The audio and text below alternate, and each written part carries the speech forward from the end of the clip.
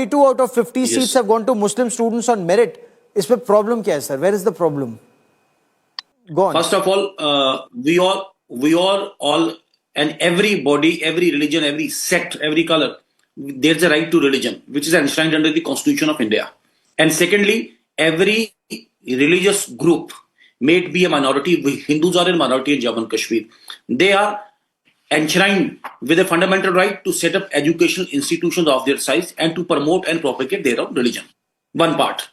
Thirdly, this Mata Vaishno Devi Shrine Board, this was being governed by the Dharma Trust.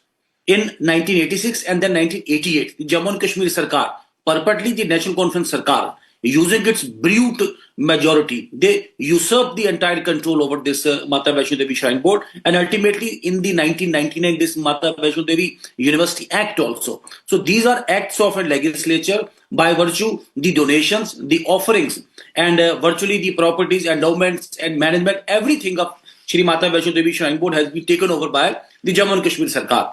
Now there's a difference. It's not a state-run institution.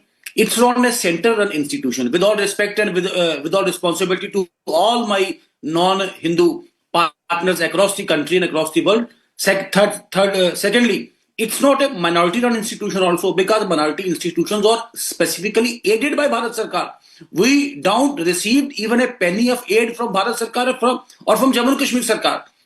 So this Mata Vaishno Devi University, again, with all respect, this is a lie. Being managed, being maintained simply by the offerings and the donations of the devotees.